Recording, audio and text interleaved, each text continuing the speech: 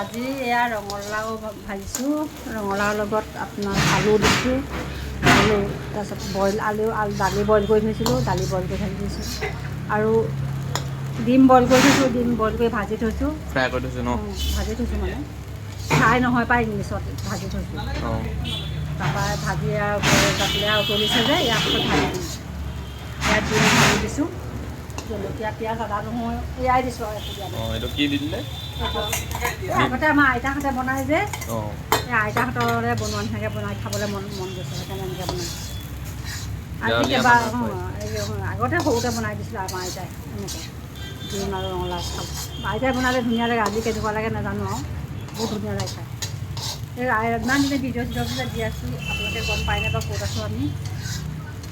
এই কাহিলীৰ পৰা DPI দা home লোকেশ্যনত মাৰি চাবচোন, ৰেষ্টুৰেণ্টখন ওলাই পৰিব। আৰু মোৰ তলতো এখন দোকান আছে ফুটপাথত, তাত মই ৰাতিপুৱা 7টা বজাৰ পৰা আবেলি 3:30লৈকে বহোঁ, আকৌ গধূলি আহি ইয়াত আৰম্ভ কৰোঁ। আৰু ছোৱালীজনী এখন খুলিছে মানে DPI ৰেষ্টুৰেণ্টখন মানে বাৰ ভাগৰ আকৌ সেইকাৰণে আহিবচোন এপাক চাই যাবহি, খায়ো যাব, লগতে ভাল বেয়া ক'ব পাৰিব, তেতিয়া বেয়াই হয়নে ভালেই হয়। আবেলি মইতো তাত নাথাকোঁ আৰু আবেলি গধূলি লাগে ইয়াত গুচি আহোঁ যে। ধুনীয়া হৈছে কালাৰো ন? ধুনীয়া হ'ব লাগিব, আমাৰ আইতাই বনাই ন আগতে। হ'ব দে, আজি ইমানতে দেখুৱাই দিলোঁ আৰু।